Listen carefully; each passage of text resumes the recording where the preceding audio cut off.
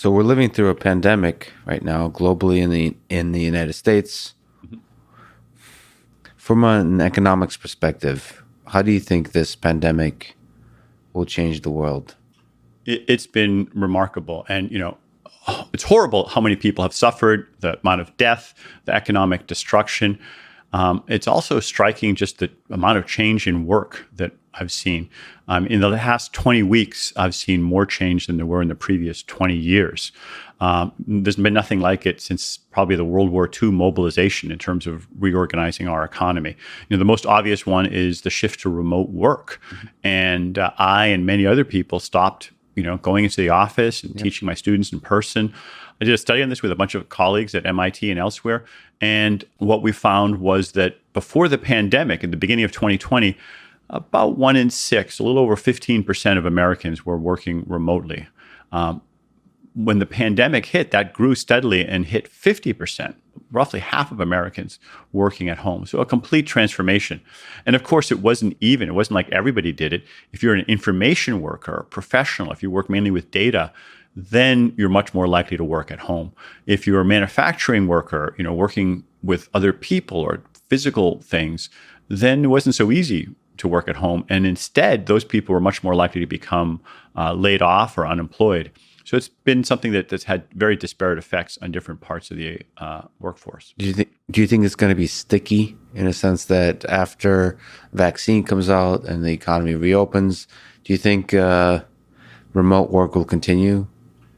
That's a great question. My hypothesis is yes, a lot of it will. Of course, some of it will go back, but a surprising amount of it will stay. I personally, for instance, I moved my seminars, my academic seminars to Zoom. And I was surprised how well it worked. So it works. Yeah. Obviously, we were able to reach a much broader audience. So we have people tuning in from Europe and other countries, just all over the United States for that matter. I also actually found that it in many ways was more egalitarian. We use the chat feature and other tools. And grad students and others who might have been a little shy about speaking up, we now kind of have more of ability for lots of voices. And they're answering each other's questions. So you kind of get parallel. Like if someone had a question about, some of the data or a reference or whatever, then someone else in the chat would answer it. And the whole thing just became like a higher bandwidth, higher quality thing. So I thought that was kind of interesting. I think a lot of people are discovering that these tools that, thanks to technologists have been developed over the past decade, they're a lot more powerful than we thought. All the terrible things we've seen with COVID and the real failure of many of our institutions that I thought would work better. One area that's been a bright spot is our technologies. Bandwidth has held up pretty well, and all of our email and other tools have just, scaled up kind of gracefully. So that's been a plus. Economists call this question of whether it'll go back hysteresis. The question is like when you boil an egg, after it gets cold again, it stays hard. And I think that we're going to have a fair amount of hysteresis in the economy. We're going to move to we have moved to a new remote work system, and it's not going to snap all the way back to where it was before. One of the things that worries me is that the people with lots of followers on Twitter and people with voices that can be magnified by reporters and all that kind of stuff are the people that fall into this category that we were referring to just now, where they can still function and be successful with remote work. And then there is a kind of quiet suffering of what feels like millions of people whose jobs are disturbed profoundly by this pandemic, but they don't have many followers on Twitter.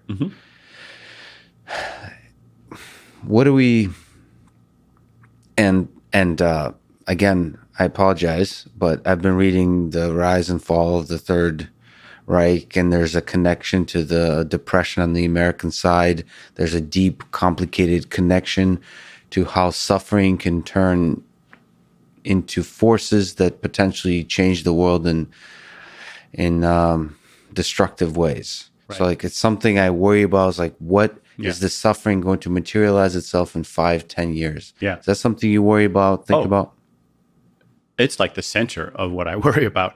And let me break it down to two parts. There's a moral and ethical aspect to it. We need to relieve this suffering. I share the values of, I think, most Americans. We like to see shared prosperity, or most people on the planet, and we would like to see people not falling behind, and they have fallen behind, not just due to COVID, but in the previous couple of decades. Median income has barely moved, depending on how you measure it, and the incomes of the top 1% have skyrocketed, and part of that is due to the ways technology has been used. Part of it's been due to, frankly, our political system has continually shifted more wealth into those people who have the powerful interest. So there's just I think a moral imperative to do a better job, and ultimately we're all going to be wealthier if more people can contribute, more people have the wherewithal.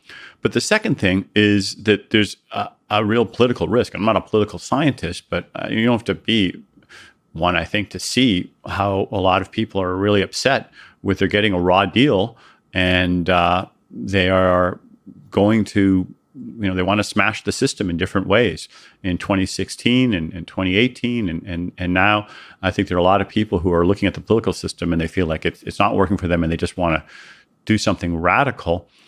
Unfortunately, demagogues have harnessed that in a way that is pretty destructive to the country.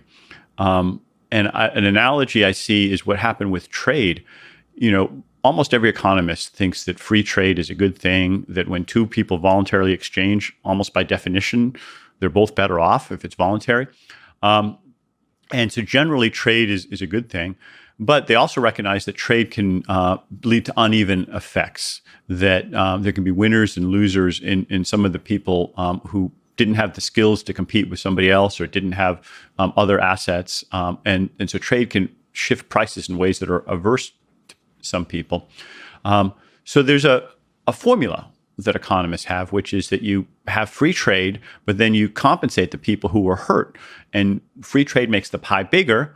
And since the pie is bigger, it's possible for everyone to be better off. You can make the winners better off, but you can also compensate those who don't win. And so they end up being better off as well.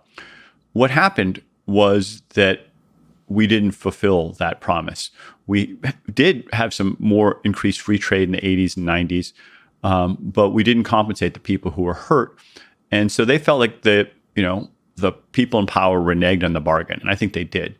And so then there's a backlash against trade. And now both political parties, but especially Trump and company, have really pushed back against free trade. Ultimately, that's bad for the country. Ultimately, that's bad for living standards. But in a way, I can understand that people felt they were betrayed. Technology has a lot of similar characteristics.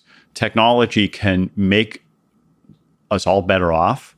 It makes the pie bigger. It creates wealth and health, but it can also be uneven. Not everyone automatically benefits. It's possible for some people, even a majority of people, to get left behind while a small group benefits.